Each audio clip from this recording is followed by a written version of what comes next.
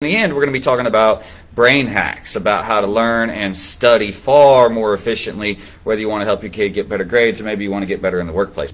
All right, so before we get into this brain hacks, and this is what I really want to talk about, is hacking the brain to learn better, but there's a step here that comes before all of that.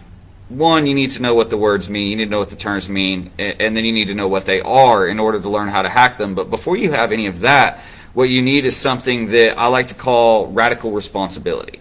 And this is something that I take very, very seriously myself. I use the term radical to define myself in many ways, right? I talk about how I participate in something I call radical respect, which is, for example, I know most people wouldn't bat an eye at swatting a fly, for example.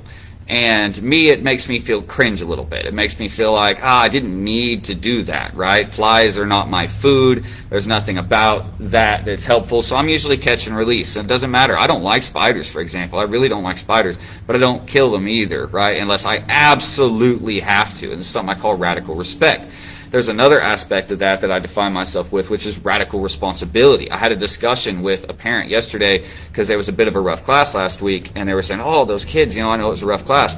And I took responsibility for that and immediately was like, yeah, I can do better. And, I'm going to do better next week, and things are going to get better from here. And they were like, no, I didn't mean you. I just meant you had some kids that were a little wild and stuff. I said, yeah, but I can do better. Like, that's the thing is I try to teach this to my black belts, so I do understand that many of them have a difficult time with the concepts of this, but that idea of radical responsibility and radical respect, like for nature, environment, and whatever else. And it's been pointed out to me in the past, like, why are you so anti-killing spiders when you go hunting every year? You might notice that I don't post pictures of hunting, right? I don't brag about it, and that's because I hunt for food. I don't hunt for sport. I don't hunt for pride. I literally hunt for the food. I literally hunt for the other things that can be used, skins and things along those lines. I don't hunt for pride, so I don't post it on social media. I don't talk about it because honestly, even when it's for food, there's always this moment, I always have this feeling of regret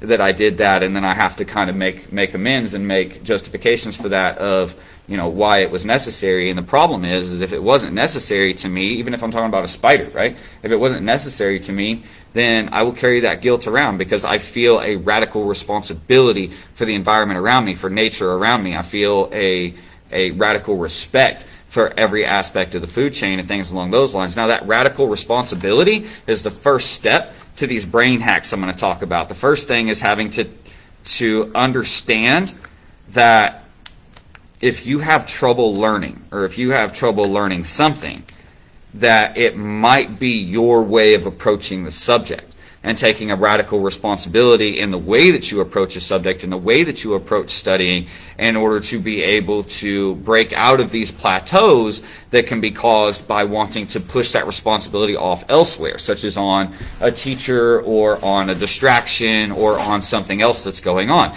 So the first step is being able to, one, take radical responsibility for how well or not well you can learn something, right? In the same way that I was just talking about. The second part of it is we need to define some terms for you. Number one, we're going to define the term working memory. So what working memory is it is short-term memory, essentially what you might think of as short-term memory.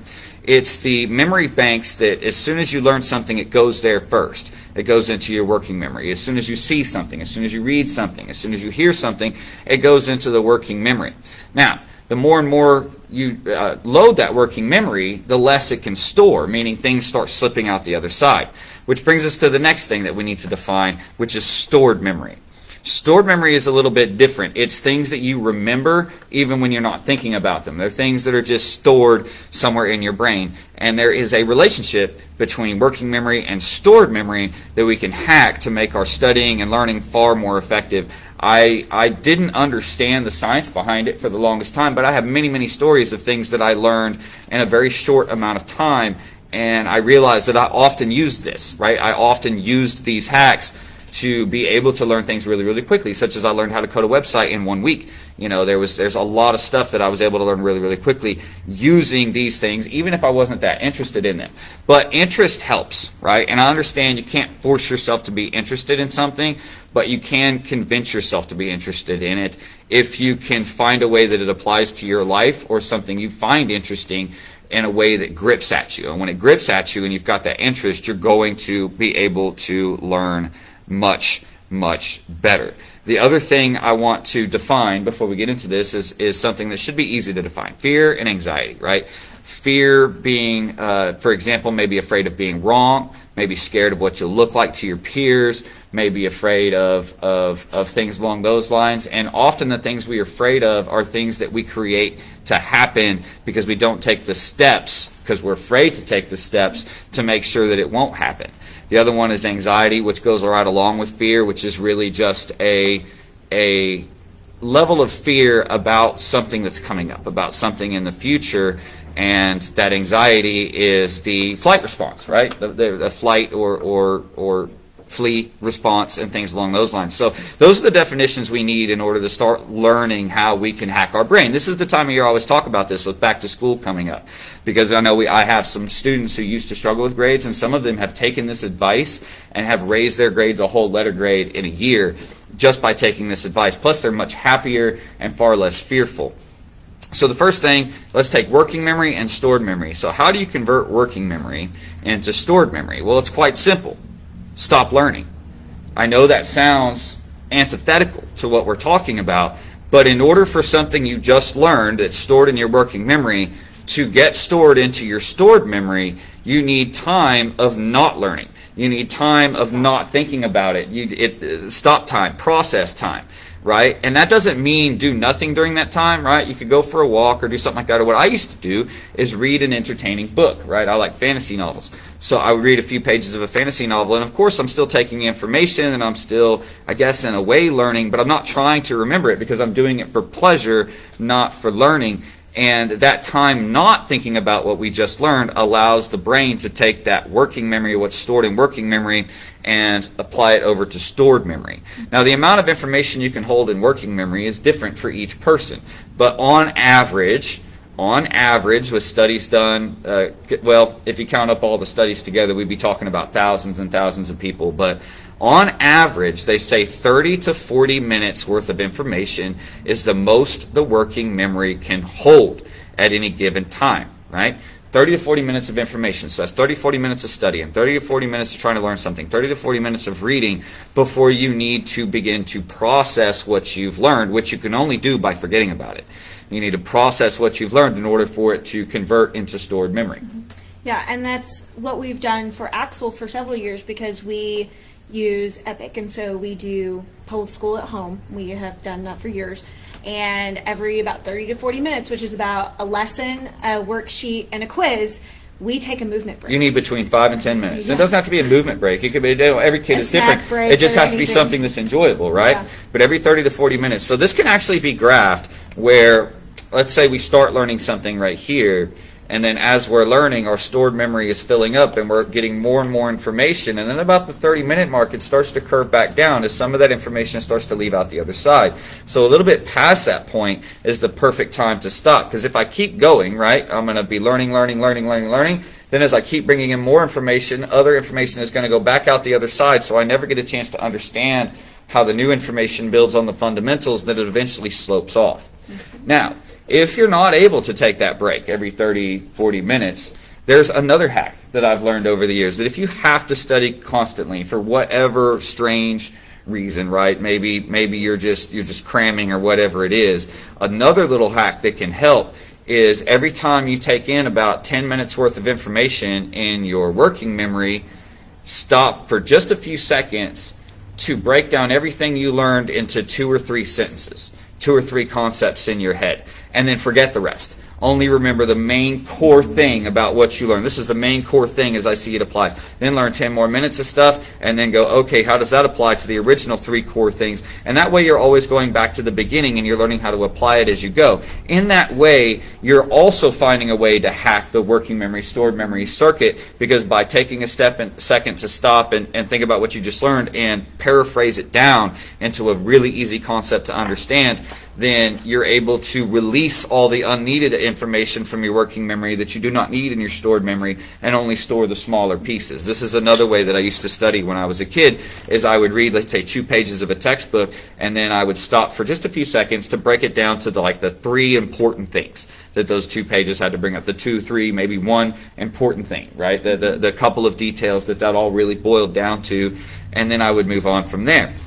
So that's 2 different ways you can hack your working memory and convert it to stored memory. These things are phenomenal steps, but just a first step in being able to improve your grades, improve your ability to learn, improve your intelligence and focus, right? These are great to have that 30 to 40 minute thing, because the optimal learning time drops off at that 30 to 40 minute point. And it's important to have that resting time for the working memory to convert to stored memory. But that's really only half the talk here. So you guys that dropped off, I'm sorry. Don't catch us again and catch this second part, because the second part is really the most important, and it relates to fear and anxiety. Okay, what anxiety makes us want to do is to run away from something, right? So if we're really anxious about doing something, we can force ourselves to do it anyway. But the fact of the matter is we won't put our best into it. Right? And that's understandable. We can't always control anxiety, but one thing that we can do is control our breathing when we feel anxious. And through that breathing, we can begin to feel confident at the same time as anxious, right? And there's some little hacks that we can do for that. Anxiety makes us want to run away from something, so we're not going to be able to do it as well. Fear makes us want to forget things. Fear will make us forget things. So here's the key. If I'm studying and I'm afraid that I'm not going to get all this information down before the test, I'm afraid that I'm going to forget it, then I am going to forget it. It's just that simple. If you're afraid you're going to forget it, you are going to forget it. There's not an easy hack for this, but you have to walk into your studying going, not saying you're afraid to learn or you're afraid you're not going to get it all. You've got to walk into your studying going, I got this. Let's see what the important stuff is. And do your 30-minute, 5-minute breaks and stuff like that, right? 5-minute breaks every 5 to 10-minute breaks every 30 minutes. But you have to have a confidence that you're going to be able to remember it. You have to have this, let's call it a relentless optimism, that even if you think you forget it, that you'll remember it when you need to. Mm-hmm. And if you can walk into studying with that confidence and let go a little bit of that fear, then you are far more likely to remember the material, because fear makes us want to forget. Now, if you're anxious about going in to take the test, you're anxious about going to do something like that, and taking a test is the best thing. I was a really good test taker, not necessarily because I had a lot of test-taking skills or memory skills, but mostly because it really all started when I did well at the first few tests I had in early school. And then it became this, well, I did well on all my other tests, why wouldn't I do well on this one? And that lack of anxiety leading into the test, and constantly, instead of right before a test, I never study right before a test. I never crammed. I never sat there and read through my stuff right before a test. All the other students would do that. I would just sit there enjoying myself. Why? Because I didn't have that anxiety that I was going to mess it up, because I would sit there instead and remind myself of all the things that I had done well in the past, all the tests I had done well on, all the material I'd done well on, all the homework I had done well on, and I would just tell myself, I got this.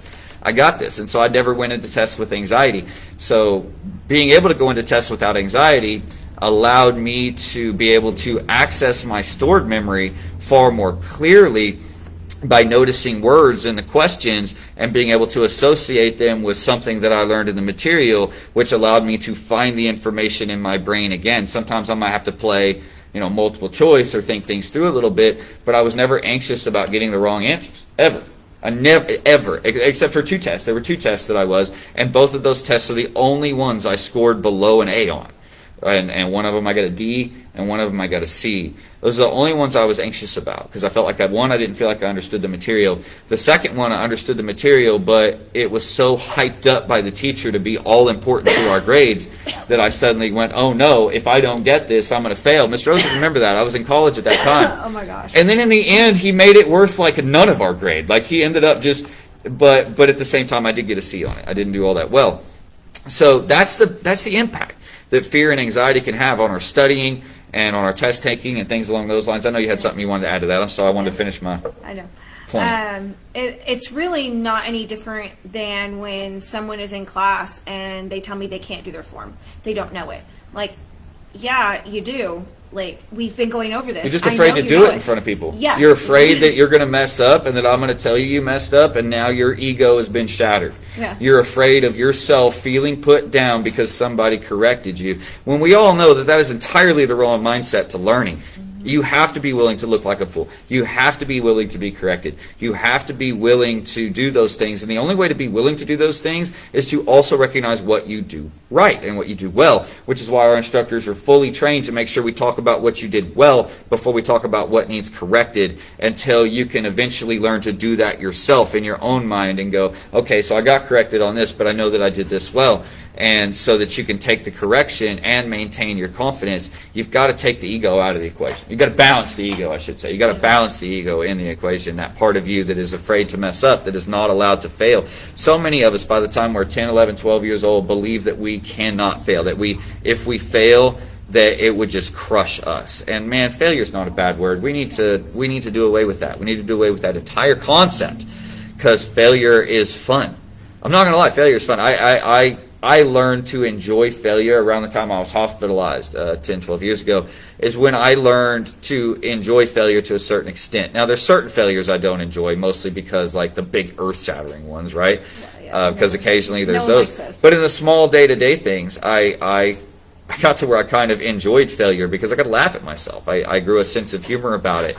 And, man, that helps more than anything when it comes to study and test taking. So if you're trying to help your kids learn better, you want them to up their grades, you want them to do that, don't sit there and make them study for 5 hours straight, because they're not going to retain but maybe 10% of that information for when they go to school the next day after they sleep. You can have them study for 5 hours, sure, but you got to do it in 30 to 40 minute sets. You're setting up for failure if you have them do it straight. You got to have them do it for 30 to 40 minute sets, 5 to 10 minutes of a break to do something else, read a book, watch TV, look at something else, YouTube maybe, whatever. You got to give them 5 to 10 minutes to do something else, so that they're not thinking about what they just learned. And while they're, you guys have all noticed, right? The best ideas come when you're not thinking about it, right? The best ideas come when you're driving. The best ideas come when you're in the shower. When you're not thinking about the problem that you're trying to solve is when the ideas come. This is the same thing, right? This is exactly the same thing.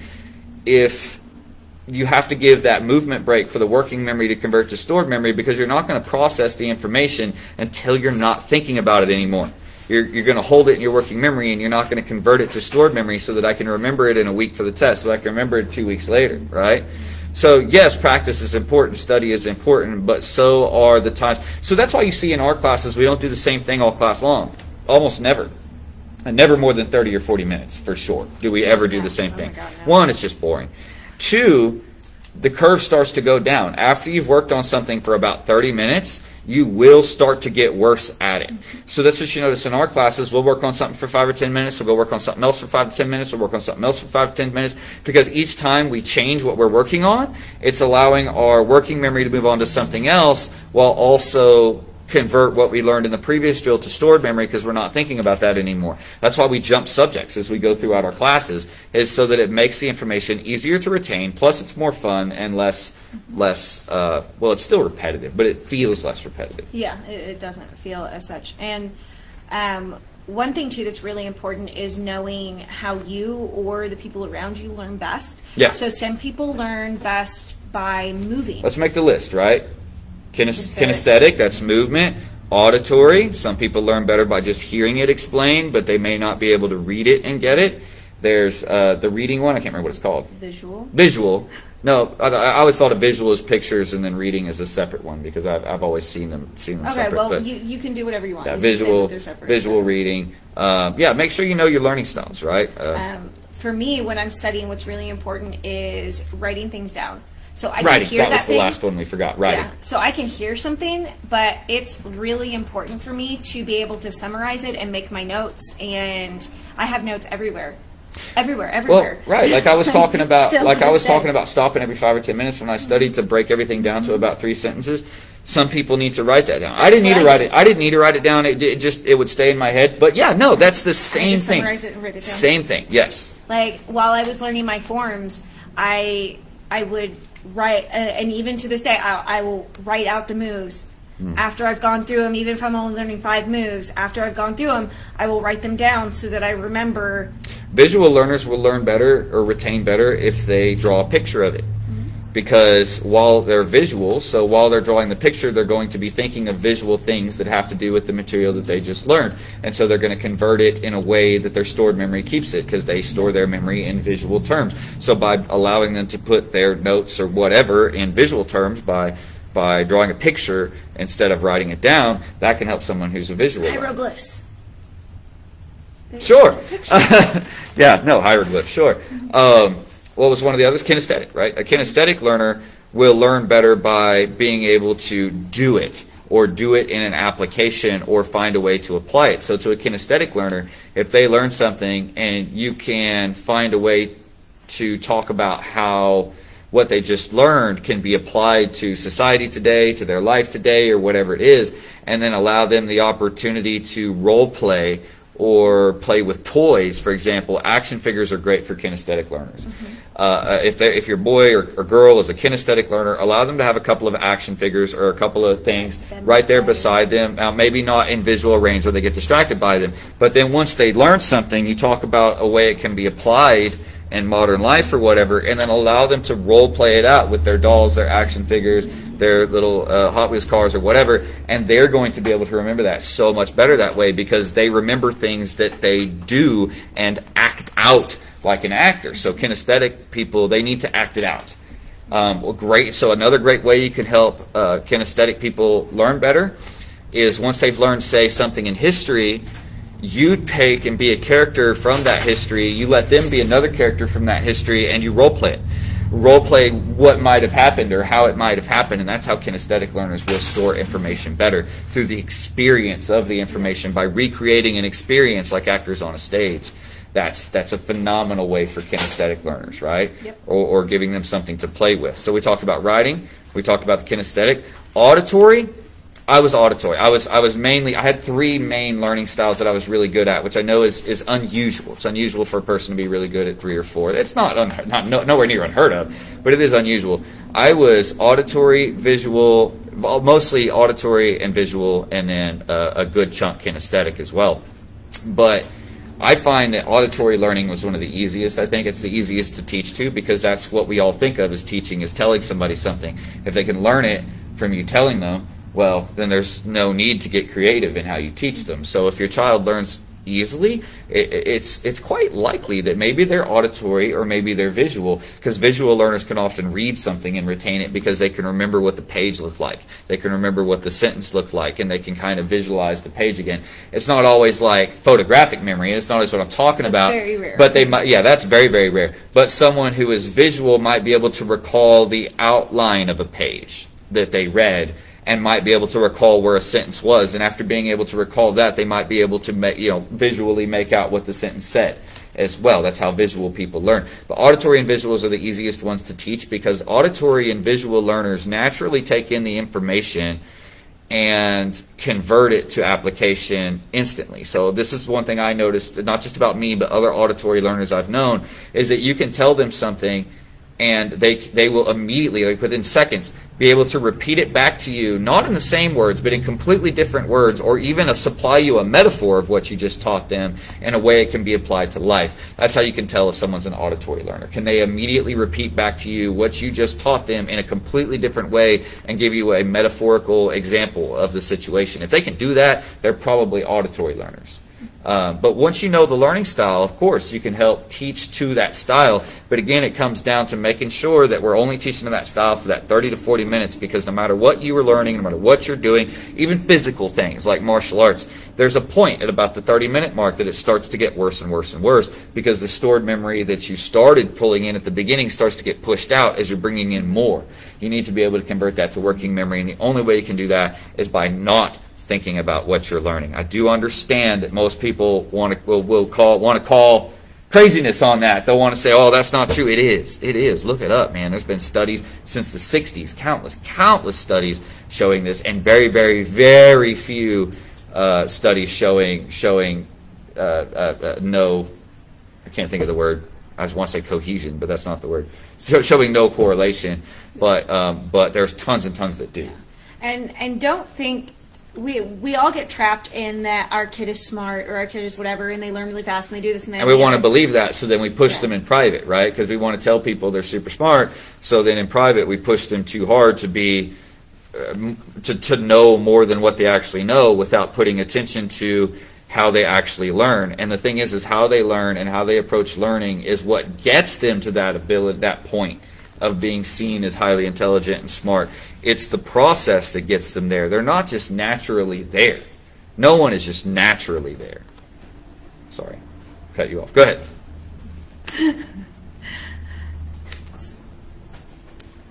Yeah.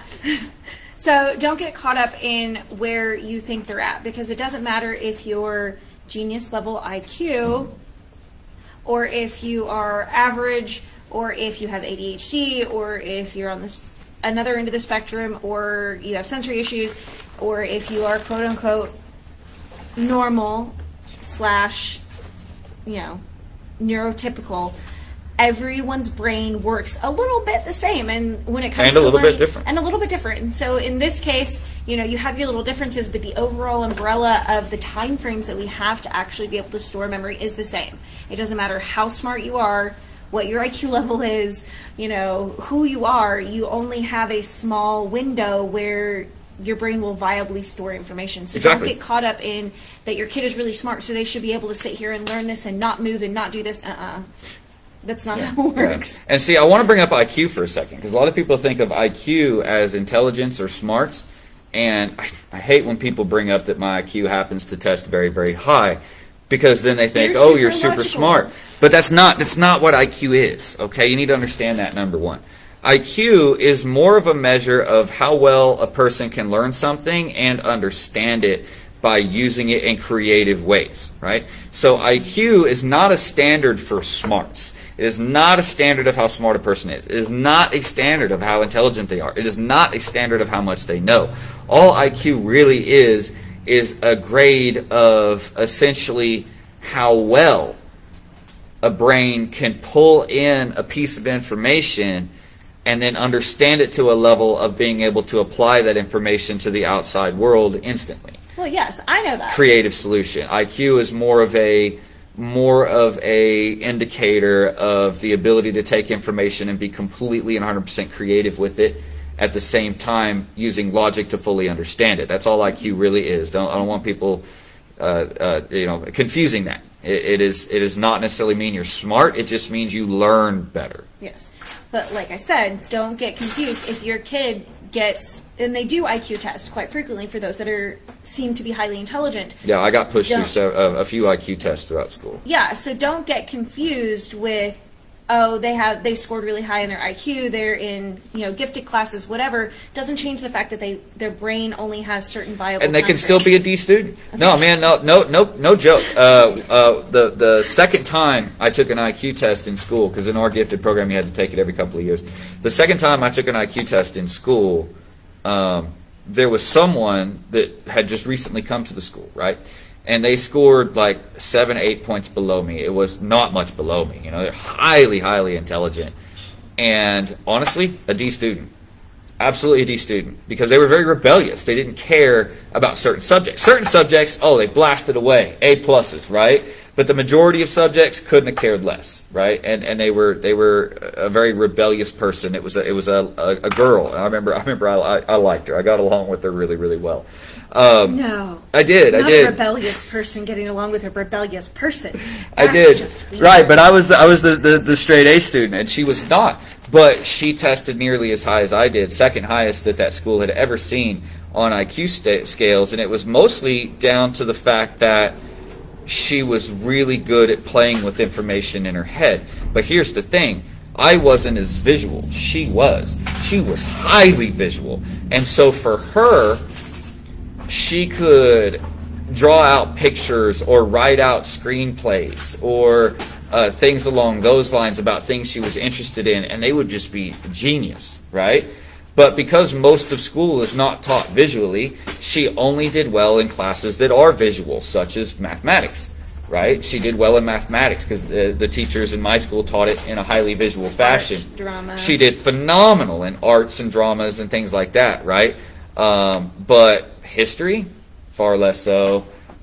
You know, science, oh goodness, like she was not a science person. You know, she wasn't anything like that. So they tried to kick her out of the gifted program over and over, but as part of that, they would have to retake her IQ test by claiming that the IQ was false, right? That the test was falsified. But every time she took it, she scored exactly the same. So boom, because you know. The entire IQ test is... It's not designed on how much you know. It's designed on how your brain thinks, how you come to problems, right? Yeah. And she was just very, very good at that. No, I just wanted to bring that up. She was just one of my favorite, like, smart people I'd ever known. She ended up not even finishing high school. But you know what? I don't know what she does now. I lost touch with her about probably just after senior year. Yeah, she's probably living some weird hippie life in the woods and, you know, like making crafts. She was the type. She was the type. She was the type to totally go live in a tiny little homemade cabin in the woods and just grow her own crops and stuff. She was so the type for that. I don't judge people if that's where you're at. That's who you are. That's what you do. No. It was awesome. But anyway, I just wanted to point that out, that there's a difference there, right? So anyway, is there anything else you would like to add to being able to hack the brain to learn faster? And these work with everybody. It has nothing to do with your IQ. I do want to point that out. These hacks have nothing to do with your IQ. These are just ways that everybody's brain works in the similar fashion. Everybody's brain works in a different fashion by how we learn, and we kind of covered that, being able to give information to a person in the way that they learn. But these hacks we talked about in the beginning, the 30 minutes of study, the 5 to 10 minutes rest, the importance of finding ways to deal with the fear and anxiety, not studying right before a test, but rather reminding yourself what you did well at, right? Not being afraid of falling in front of people, not being afraid of doing badly in front of people, because honestly, no one really cares how you did that much unless it's put in front of them. They're more self-absorbed and only care about what they did unless someone makes a big deal out of it. Then that's the only time it really becomes an issue that you might need or want to feel fear for. But those things are the ways our brain works similarly. It doesn't matter who you are, your brain will work similarly when it comes to working memory versus stored memory, which is why we sleep. It is. It's why we sleep. While we sleep, half the brain shuts down so that the brain can go through the day and store memory.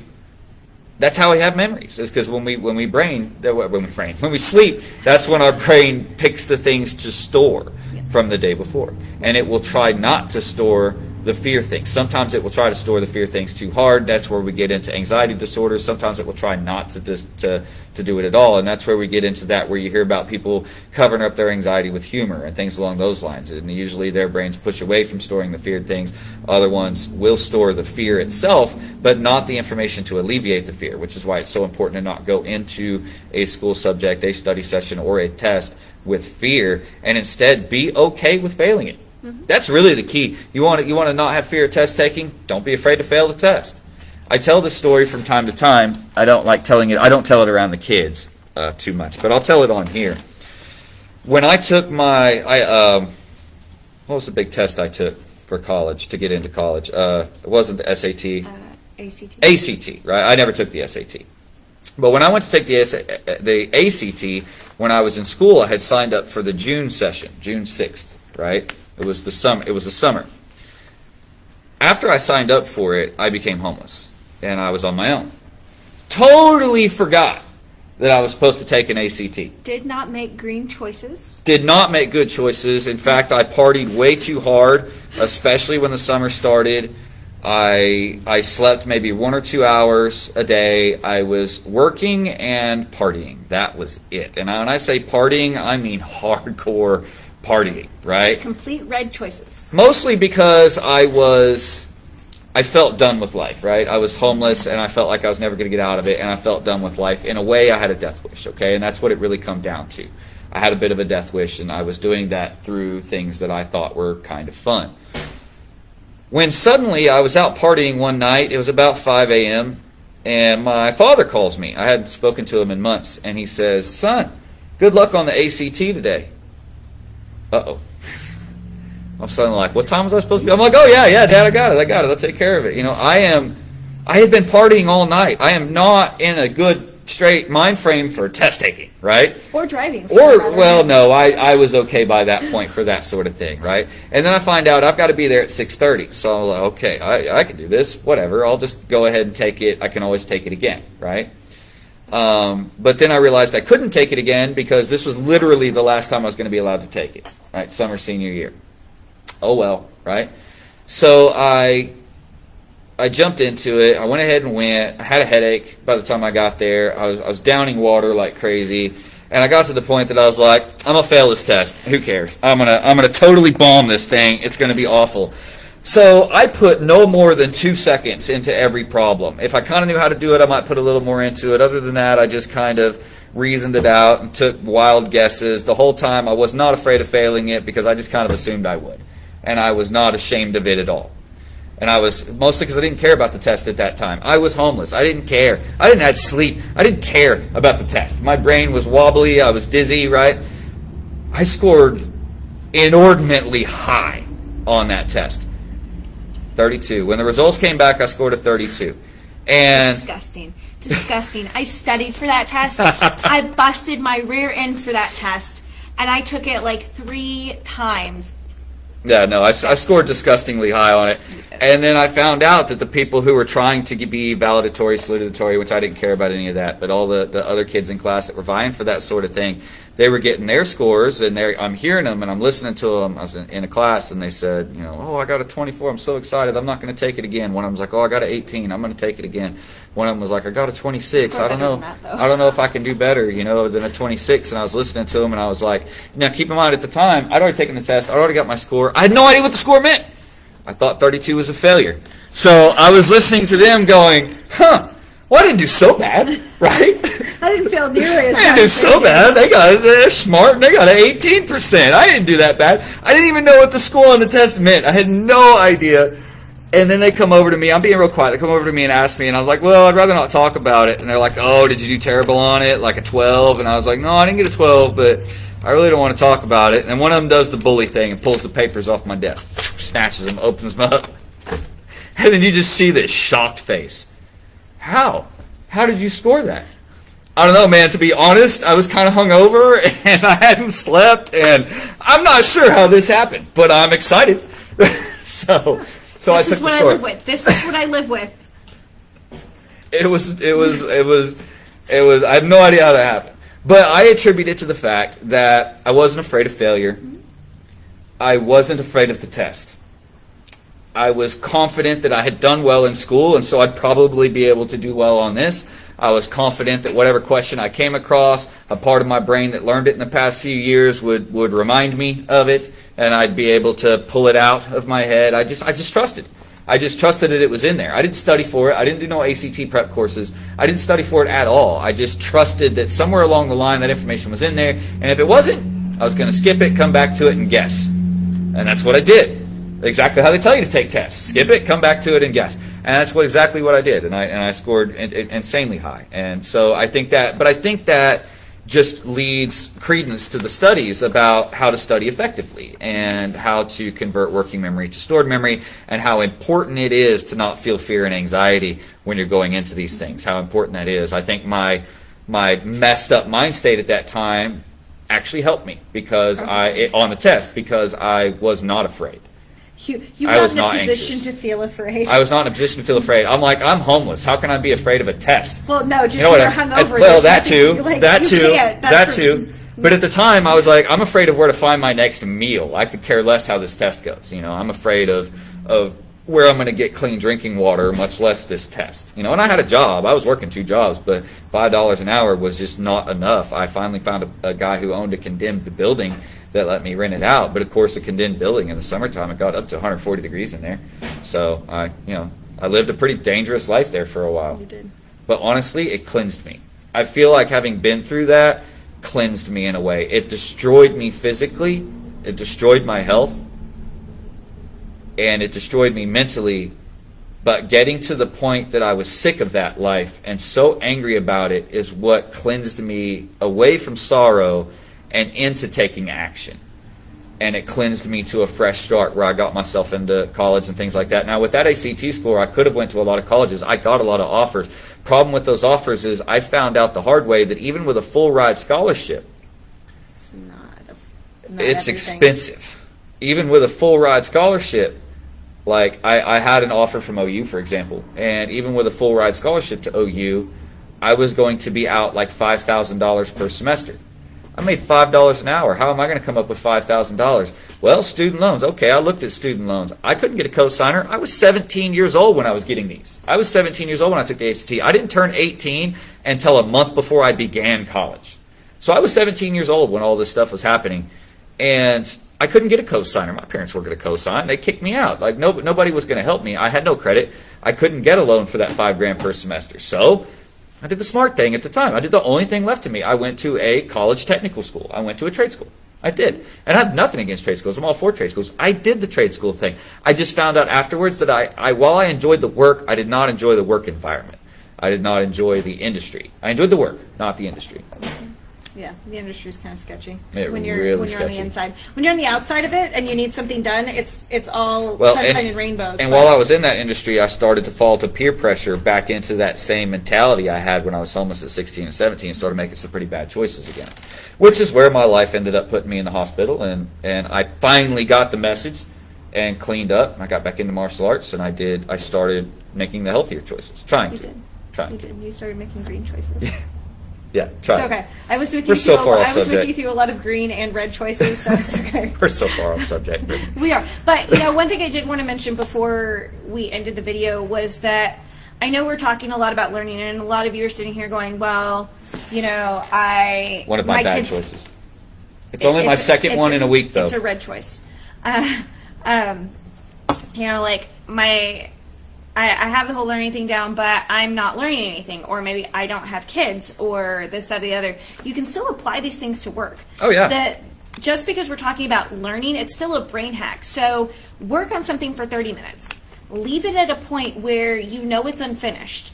Take a 5-minute break. Go to the bathroom, do whatever you need, come back. Your brain is going to make you want to finish it because it's unfinished. And never be afraid of making your work better. Never be afraid of adjusting efficiency. If you're working for a company that wants something done a very specific way only, then you're being micromanaged, and I don't like that kind of leadership. I feel like people are only happy in jobs when they get to bring themselves to it and be creative about how they go about it, where there's an end goal parameter of this is what we want done, these are the ways we find we've done it best, teach the employee that, and then allow them to play with it. Allow them to play with it to find better ways and things along those lines. So never be afraid to play with your work. I've always done that. And the funny part is sometimes I've had my job threatened for it, for playing with the efficiency of what I do and changing kind of the procedures of what they wanted in my micromanager, such as at Circle K, which doesn't really exist anymore. And I can tell you all kinds of stories as to why they don't exist anymore, because I did work for them for a time. But my managers would micromanage and be, oh, you can't do that, I'm going to fire you, this, that, and the other. But then the regional manager would hear about it. He would come down and be like, I like this guy. Like, this guy knows what's up. They only wanted to fire you trying to make it look bad. Man, the regional manager wanted to work me up to a store manager, but I had to wait till one of them left for whatever reason, and it didn't look like they were going to, and I just hated the store managers, so I eventually moved on. I eventually found a way to move on. Actually, I didn't really find a way to move on. I gave in. I gave up, and I went back to my original career that nearly killed me for a short amount of time, and that 3-4 months was each and every day just made me feel more and more proof that that's not what I was supposed to be doing with my life, and then it led to me doing this. Yep. But freedom in your work environment. If you're the kind of person that likes to be micromanaged or needs to be micromanaged, that's fine. Cool. There's nothing wrong with that. There's nothing wrong with that. There's safety in that. There is. There's a feeling of comfort in going, this is what's expected of me, this is exactly how it's done, and staying in those parameters makes me feel good. If you're that type of person, of course take that kind of job. That's great for you. Yeah, I'm not the kind that likes to be micromanaged necessarily. I'm not either. But I like that I do have freedom in the things that I do. So if you guys have been into the app and you've looked at the Teammate Online Academy section of your curriculum, you will notice that over the last several months, how the different internal sections of it look are a little bit different. In Tigers, you'll notice that all you see right now is the current material that we're working on. Yeah. It'll say Level 1 Tigers and Tiger Kits, Cycle C. With the traditional classes, you'll notice if you hit Level 1 Beginners, all you're going to see is the Wanya material. Right, instead of all of it, so that you have to dig back down. And that was a change she made on her own. In fact, this is the first I'm learning of it. I don't like this. I don't like having, because I like that. I like how you changed it. The current week's videos up to the top of each section. Yep. And I'm like, I'm not even asking permission. This no, is my thing. That's what should have been done. It's way better that way, right? And I was the type that never liked being micromanaged. I, in fact, made it a point in every job I've ever had to challenge my managers for their position within weeks. As soon as I got an idea how the business ran and how each of the stations worked, because I would beg to work each of the positions. I didn't just want to play one position. I would beg for chances to work at each position. And then once I understood the process, I would bring ideas that challenged my managers. That was my thing. I wanted to manage a business so bad. I wanted to be in business management so bad. Congratulations. I made it, right? I made it. I had to make it myself, though, in the end. Because in the end, no matter how much I impressed the owner, no matter how much I impressed the person who could make me a manager, there was one thing that was always holding me back at that time. And they would say, you have great ideas, you have great management skills, you have great leadership ability, but you're only 22. Oh, so you're saying I have all the skills, but because I'm only 22, I can't. And I hated that answer with a passion, because I was like, at that time, I was like, I may be only 22, but I was homeless at 16. That's got to, like, that ages you by 10 years. You know what I mean? Like, that puts 10 years on you mentally right there. 2 years of homelessness puts 10 years on you mentally. I'm like, you can't. I used to have a quote. I used to have something that I said weekly, at least, to somebody, usually a manager and owner. I would say, stop judging my process, instead judge my results. Because my results are going to outdo the results of your process each and every time, I guarantee it. And I was confident in that, and I was very, very good in that regard. And it's important to have a process that works well within your ability to retain information and stay focused. And I was good at building processes. That's what I was good at in school. That's what made me good at school. That's what made me good at everything I've ever done. And so understand that with whatever you're doing, work your process around that 30 to 45 minutes of optimal brain power. Where allow the working memory to fill up. The 30 to 40 minutes is the optimal time. Then give it 5 or 10 minutes of doing something else for the stored memory to keep it. Yeah. And when I mentioned leaving off your work where you're not quite finished before you take your little break, it's another little brain hack, because our brains constantly remind us of things that are unfinished. Hey, you didn't turn on the AC. I know, it's like 95 degrees in here, and I got 2 shirts on. Let's cut it here. I think we've given enough stuffs today. I'm from Oklahoma. You can't question my grammar, all right? It's just how it comes out. All right, but yeah, we're going to get off here because I am sweating like crazy under these 2 black shirts. So until we see you guys again, do the best you can with your study and take this advice and just see. It doesn't hurt to try. If you think we're full of crap here, then take it and just try. Just try for like 4 weeks and see if it helps. And all the students I've ever had that have done it, Mr. Adam, Miss Claire, who was our student of the cycle, she was talking about how this is something that she's done since she heard us talk about it last year. All of them have been able to increase their grades. Everyone that's ever come, all the students have ever come to me and said, hey, I've been taking that advice, have been able to increase their grades by a whole letter grade within a year. Yeah. So until we see you guys again, be the best teammates you can be. Be the best at being you.